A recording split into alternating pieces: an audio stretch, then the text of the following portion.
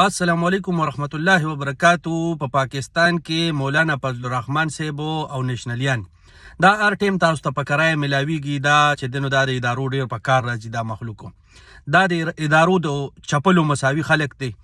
د هغې خپلو خپو سره راخکي چې څه ټیم دی ته ضرورت چې دی ورته تابعداري لکه د خرونو نېشنلیان غو ما چې الله نېشنلیان د مفتي منیر شاکر صاحب په جنازه کې هم بې عزته کوي. کته کوشوي ته دلته هم سیاست کوي. دی هر ځای سیاست کوي. په جنازو دی سیاست کوي.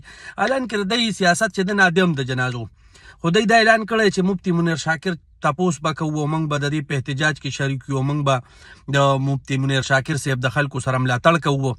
نو دا موږ ته معلوم خلک ته نېشنلیان هغه خلک دی چې د دی عمره بېخونده خلک اړوشتنه دی منظور پښتین سره ولاړو او دا چغې بېوالي او لر او بر یو افغان او منظور پښتین کته منظور پښتین بره چې کله وخت د رغتیاو راغی نعم الولي اعلان وکړو چې زه خو منظور پښتین سره نه یم.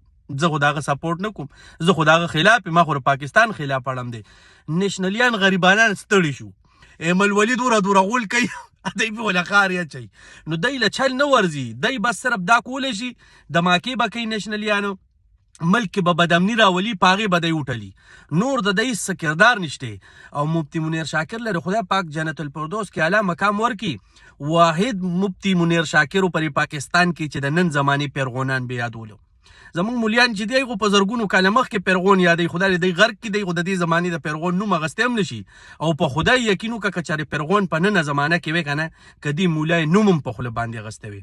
نو نېشنلیانو ته خواست دی چې ایم الولي او خبره وکړي. یو 5 میاشتې 4 میاشتې تاسو صبر کوئ. مه ورپې مه ووایئ ځکه چې دی خپلې خبرې نه ډېر زر تښتي. دا ډېر لوی دوست دی.